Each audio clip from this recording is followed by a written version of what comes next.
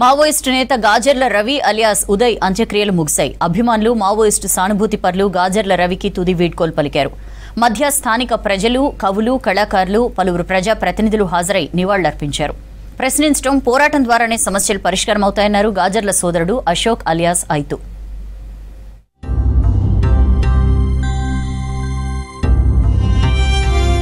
Maoist AOB కార్యదర్శి, కేంద్ర committee సభ్యుడు గాజర్ల రవి అలియాస్ ఉదయ్ అంత్యక్రియలు ముగిశాయి. ఏపీ మారేడుమిల్లి అటవీ ప్రాంతంలో జరిగిన ఎన్కౌంటర్లో మృతి చెందిన గాజర్ల రవి మృతదేహాన్ని నిన్న రాత్రి కుటుంబ సభ్యులకు అప్పగించారు ఏపీ పోలీసులు. ఆయన స్వగ్రామం జయశంకర్ భూపాలపల్లి జిల్లా టేకుమట్ల మండలం వెలిశాలలో అంత్యక్రియలు పూర్తయ్యాయి. గ్రామస్తులు, సానుభూతి పరులు, అభిమానులు, కవులు, కళాకారులు, మాజీ నక్సలైట్లు భారీగా తరలివచ్చి గాజర్లకు నివాళులర్పించారు. కళాకారుల అమరుల విప్లవ గీతాలు ఆలపించారు.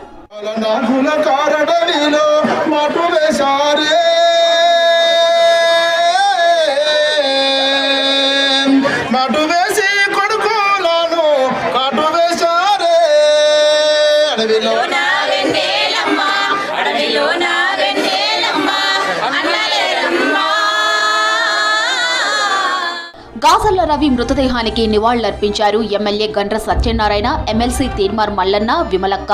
ఆదివాసీల హక్కుల కోసం పోరాడుతున్న మావోయిస్టులను బూటకపు ఎన్కౌంటర్ పేరుతో కాల్చి చంపుతున్నారని ఫైర్ అయ్యారు ఎమ్మెల్సీ తీన్మార్ మల్లన్న.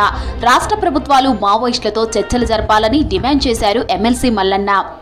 తాత్కాలికంగా అణిచివేసి నిర్బంధించి పట్టుకొని ఎన్కౌంటర్లు చేసినంత మాత్రాన వాళ్ళ అనుకున్నటువంటి లక్ష్యం ఖతమైపోతుంది అనుకోవడం మూర్ఖత్వం. రాష్ట్ర ప్రభుత్వాలు కానీ, దేశ ప్రభుత్వాలు కానీ ప్రజాస్వామ్యయుతంగా చర్చలకు అవకాశం ఇవ్వాలి. పౌర సమాజం అంతా కోరుకుంటున్నటువంటి అంశం ఏంటంటే, మావోయిస్టులు వాళ్ళ కోసం లేరు, వాళ్ళు ప్రజల కోసం ఉన్నారు. ఆ ప్రజల కోసం పనిచేస్తున్నటువంటి వాళ్ళ మీద ఒక నిర్బంధ కాండ పెట్టడం కేంద్ర ప్రభుత్వానికి తగదు. రవిది బూటకపు ఎన్కౌంటర్ అన్నారు జనశక్తి నేత అమర్, అరుణోదయ సాంస్కృతిక సమాఖ్య అధ్యక్షురాలు విమలక్క. శాంతి చర్చల ప్రతినిధిని కాల్చి చంపడం దారుణమన్నారు. మావోయిస్టు పార్టీతో కేంద్రం చర్చలు జరపాలన్నారు. వాళ్ళ ఇష్టానుసారంగా హింసను కొనసాగించడానికి ఒక తెరలేపుతున్నటువంటి సందర్భం ఇది.